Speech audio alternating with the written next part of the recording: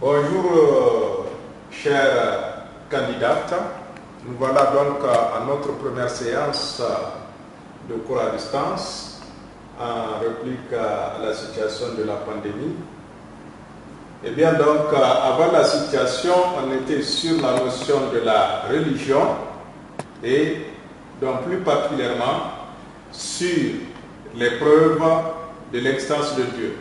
Mais peut-être il n'est pas superflu de revenir de manière brève sur les conceptions de Dieu.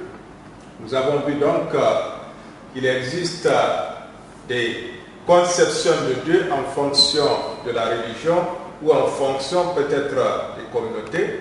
Et nous avons vu qu'on retient le théisme, l'athéisme, l'agnosticisme et dans une certaine mesure même le déisme.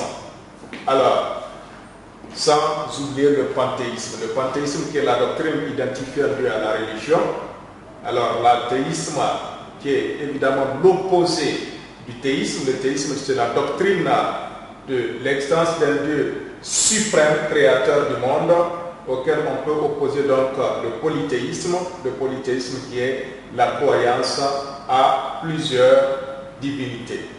Quant à l'agnosticisme, du grec agnostikos qui signifie l'inconnaissable, l'agnosticisme est la doctrine selon laquelle la connaissance de Dieu, sans pour autant être incertaine, est difficile. Autrement dit donc, elle n'est ni certaine ni impossible. Alors, s'agissant des preuves de l'existence de Dieu, nous avons vu la preuve ontologique. Ontologique donc qui est basée sur la seule raison, et la preuve cosmologique qui est par évidemment comme son nom l'indique du cosmos qui renvoie à l'univers donc ou à la nature et qui effectivement alors essaye de partir d'un certain nombre des traits caractéristiques du monde pour évidemment donc déduire l'existence de Dieu. Donc, cette preuve, effectivement, stipule l'existence d'un principe premier ou d'une cause première qui est la cause de toutes les causes, et cette cause n'est rien d'autre, effectivement, que Dieu. Dieu en tant que premier moteur qui est responsable de tous les mouvements dans la nature ou dans l'univers, qui lui n'est mu par rien. Vous avez en plus la preuve physico-théologique. Physico de physis qui renvoie ici à la nature, et téléologique de téléos qui renvoie ici donc à la finalité. Alors, pour les partisans de cette preuve ou encore de cet argument, c'est qu'il existe des fins dans la nature ou encore dans l'univers, et cette fin effectivement n'est pas elle-même l'œuvre de la nature elle-même, donc ça doit normalement exister un être intelligible qui est évidemment donc à la base de tout cela, et cet être n'est autre que Dieu. Alors, donc, c'est dire que cet ordre n'est pas le fruit du hasard. Effectivement, dans la nature de l'univers, rien n'est laissé au hasard. Tout obéit à une logique. Et l'ordonnateur, évidemment donc de cet ordre, dans le monde, n'est autre que Dieu. Vous avez ensuite, et en dernière position, la preuve morale. Donc, à côté de la preuve ontologique, cosmologique et évidemment physico-théologique, on peut évidemment retenir la preuve morale.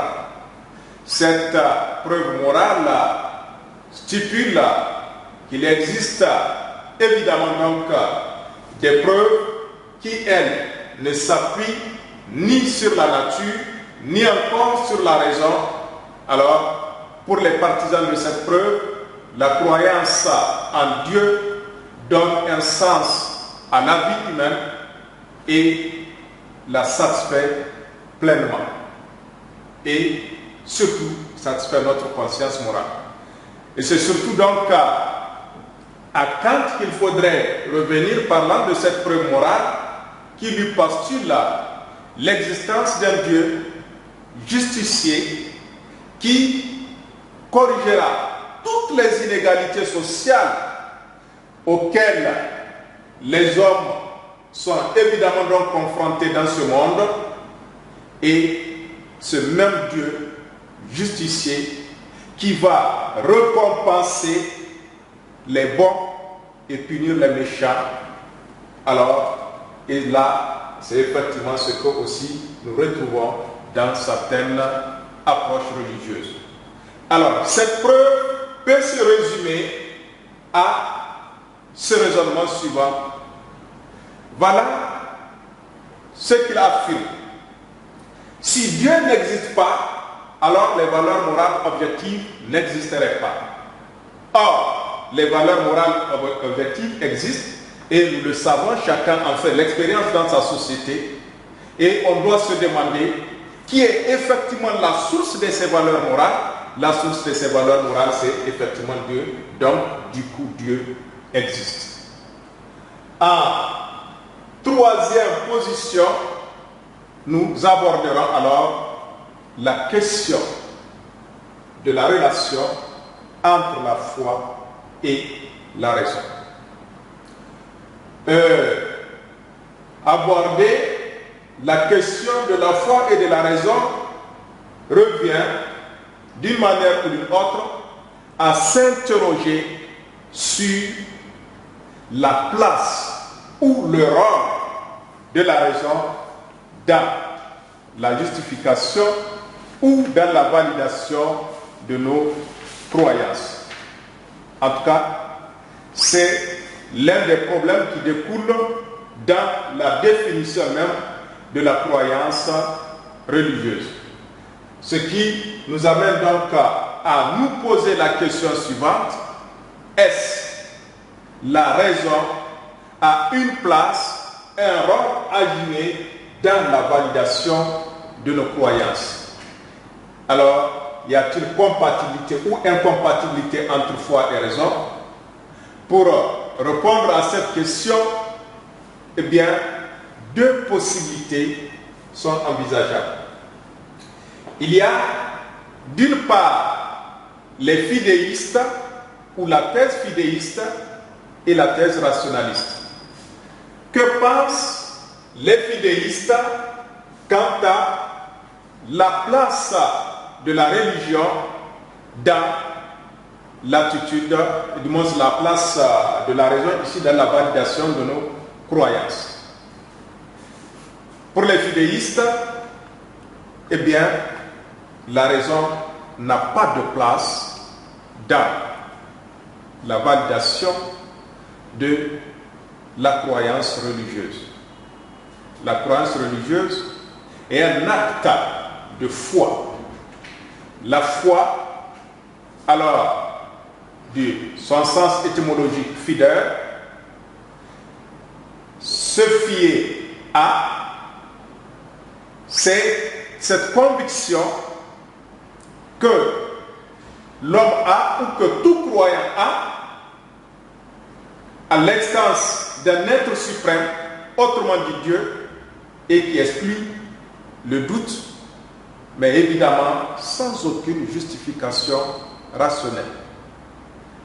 Ici, donc, la croyance en Dieu est tout simplement une confiance que l'homme ou le croyant accorde à l'objet de sa croyance ou à la divinité, peu importe que la raison donne ici son accord ou pas.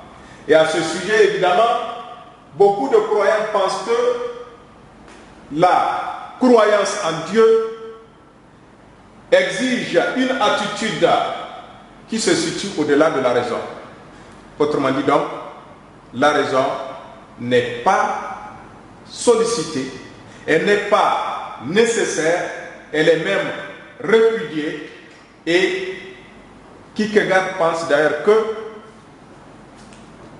elle n'a pas besoin, donc la croyance religieuse n'a pas besoin de preuves, que si on doit croire tout simplement, on n'a pas à chercher des preuves, et surtout si ces preuves sont rationnelles.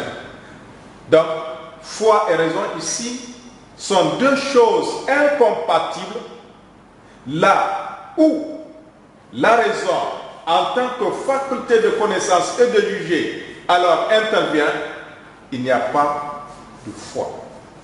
Le recours à la raison exclut toute forme de croyance religieuse. Cela veut dire donc que ce sont deux domaines de pensée incompatibles. La foi et la raison ne peuvent aller de pair. D'ailleurs, la raison est considérée comme l'ennemi de la foi. Eh bien, d'ailleurs, quand vous prenez la preuve, elle est humaine. Mais la foi, elle est un don de Dieu. Donc, c'est dire que ici, la foi ne laisse aucune place à la raison. Néanmoins, on doit se demander, mais que serait effectivement la foi sans la raison? Est-ce que la foi n'a pas besoin d'être éclairée, guidée par la raison? Est-ce que le recours à la raison exclut effectivement toute forme de croyance religieuse? Cela n'est pas effectivement donc vrai. La raison n'est pas aussi inutile dans le fondement de nos croyances. Certes, on dit que les croyances sont irrationnelles, mais l'irrationalité à l'œuvre de la religion ne doit pas nous amener effectivement à tourner le dos à la raison. La raison, donc, a un rôle à jouer dans la validation de nos croyances, car la foi sans la raison, évidemment, risque de tomber dans le fanatisme. Et nous savons que le fanatisme, évidemment, en tant que cette attitude extrémiste en matière de religion, et c'est ce qui est à l'origine de tous les conflits à caractère religieux que nous observons dans le monde. Voilà donc pourquoi la raison, évidemment, doit retrouver sa place dans la validation de nos croyances, que foi et raison, loin de s'opposer, loin de se tourner le dos, eh bien, sont interdépendantes. C'est même un drame du point de vue de Jean-Paul II que, effectivement, donc, ici, de séparer alors la foi et la raison. Le dernier aspect est relatif à la critique de la religion ou à son explication. Alors, c'est à ce niveau qu'on parle donc de la trilogie des soupçons ou des maîtres des soupçons. Donc, vous avez Marx, Nietzsche et Freud.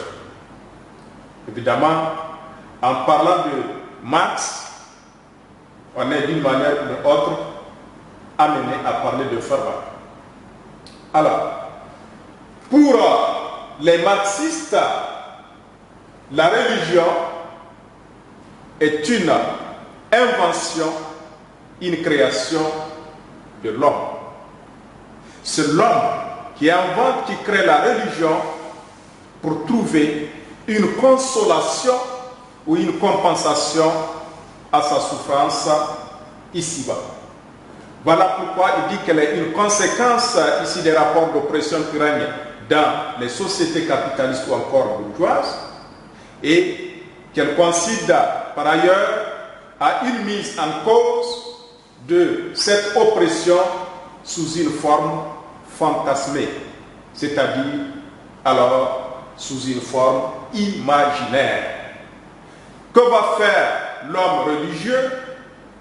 Eh bien, au lieu d'agir, au lieu d'affronter la réalité, au lieu de chercher à surmonter les problèmes auxquels il est confronté, l'homme religieux, qui n'est autre que l'opprimé ici dans la perspective marxiste, va chercher une réalisation imaginaire de son bonheur qu'il n'a pas pu, évidemment donc, satisfaire dans ce monde.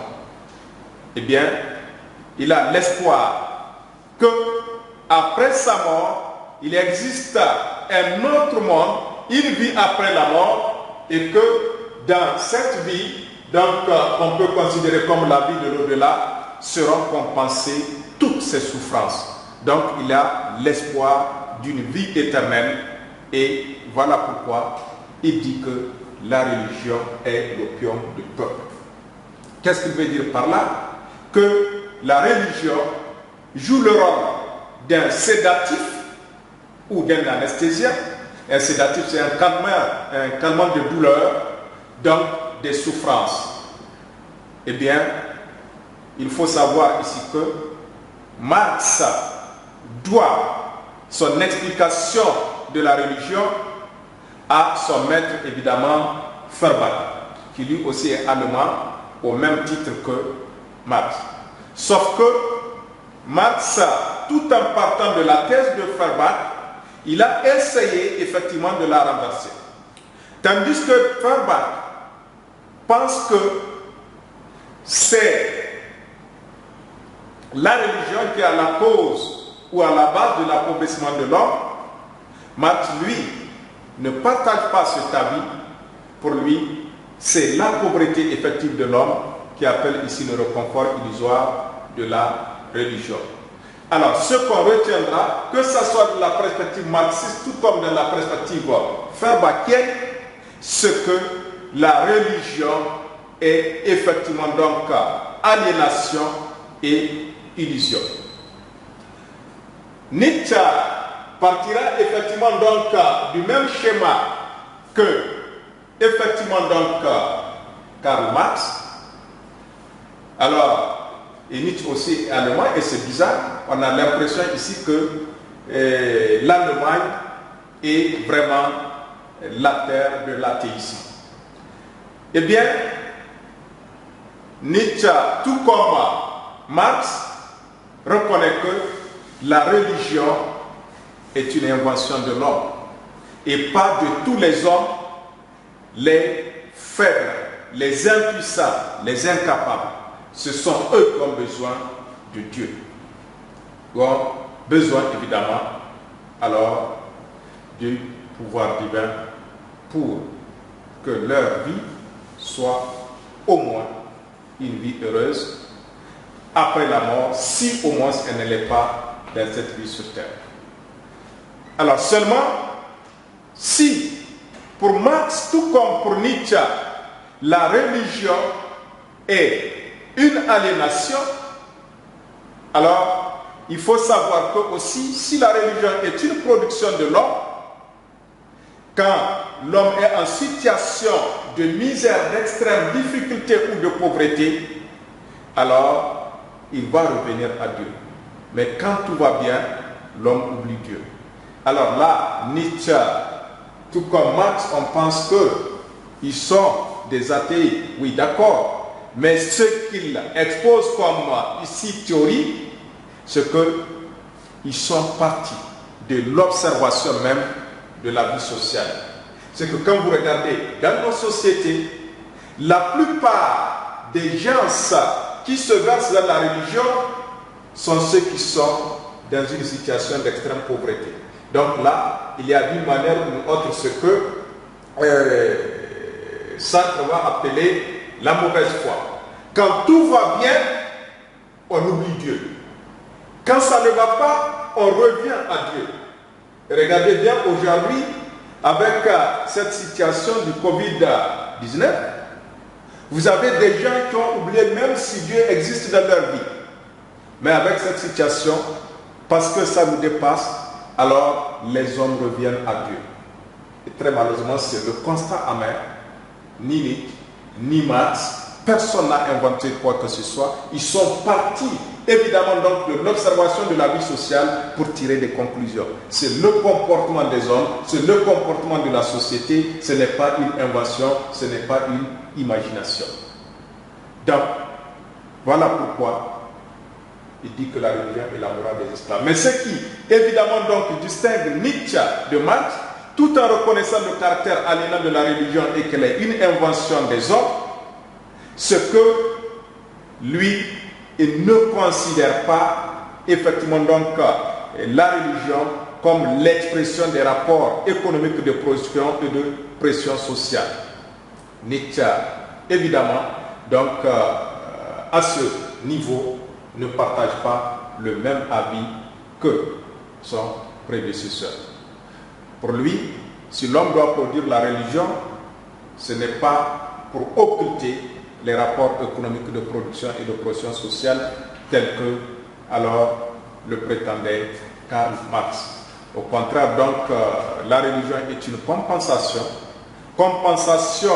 évidemment donc de nos souffrances d'ici-bas. Elle a un rôle de consolation, alors, mais une consolation illusoire, disent-ils.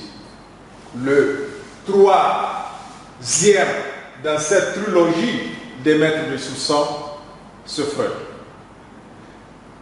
La religion est aussi consolation, alors c'est la manifestation même de l'inconscient en nous, selon évidemment donc Freud.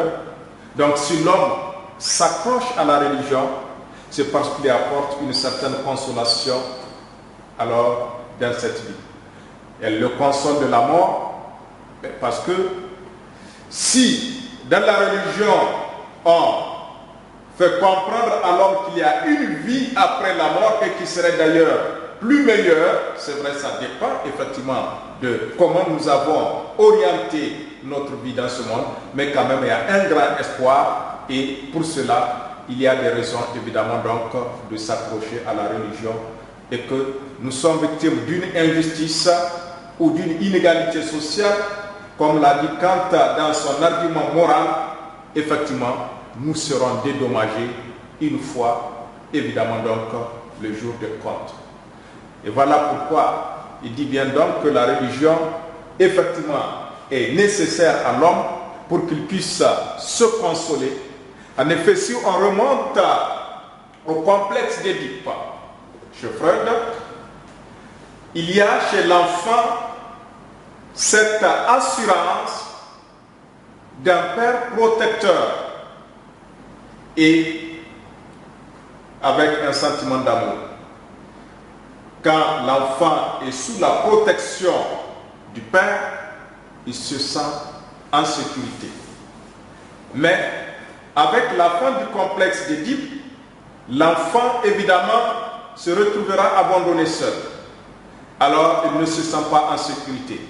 En ce moment, il va chercher Dieu qui prendra évidemment la place du Père protecteur et envers lequel évidemment il y a cet amour.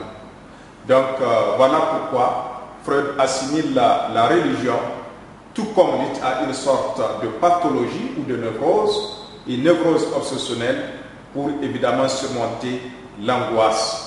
C'est en fait l'expression symbolique d'un conflit psychique, en l'occurrence, alors à un mécanisme de défense. Et si vous remontez à la question, évidemment, donc, de ce complexe d'Édipe, nous avons vu ce mécanisme de défense du moi, comment il opère dans le premier chapitre.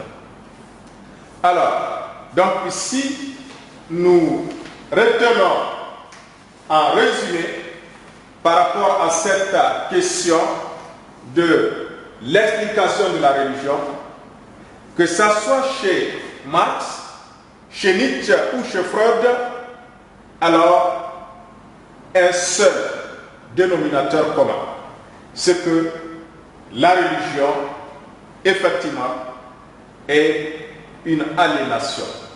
Elle est aliénation et ensuite elle répond aux aspirations ici donc illusoires de l'homme sans repère dans le monde. Donc tous ont développé en commun la fonction donc réductrice de la religion. Réductrice, pourquoi? Parce qu'il la limite uniquement à la satisfaction d'une aspiration au bonheur que les conditions de la vie sur Terre n'a pas pu évidemment donc donner. Et de l'impossibilité donc de les combler, on espère évidemment donc trouver une compensation juste après la mort donc de la vie future. Et c'est ce qui va justifier évidemment l'existence des mondes. Alors, d'une vie après la mort, une vie éternelle chez les croyants. En conclusion, donc, nous retiendrons que la religion est un besoin humain. Elle relève de la dimension anthropologique de l'homme. L'homme ne peut pas vivre sans la religion, mais parce que le sens de sa vie, le sens de son existence en dépend. Elle est nécessaire à la réflexion de l'homme, mais aussi à sa condition d'un être fini et aussi les limites de la raison. Et Kant l'a bien dit, effectivement, que la religion intervient dans les limites de la raison. C'est quand la raison est limitée que, alors, la religion prend le relais. Et voilà pourquoi, donc, l'homme a nécessairement besoin de la religion pour exister. Donc, elle joue un rôle fondamental dans la vie humaine. Aucune société, aucune communauté ne peut se passer de la religion, car l'équilibre et l'harmonie sociale dépendent en grande partie de cette religion, et voilà pourquoi elle est un besoin nécessaire dont l'homme ne peut évidemment s'en passer. Nous voilà donc à la fin de l'exposé. Si éventuellement, après avoir parcouru le document, il y a des questions peut-être à poser, le groupe WhatsApp que nous avons créé, vous pouvez poser donc vos questions. Je pense que l'administrateur va bien harmoniser les choses, va coordonner les questions. Donc, je serai prêt effectivement à répondre à toute question éventuelle, soit d'éclaircissement, soit peut-être des questions d'approfondissement. Je vous remercie et à la prochaine.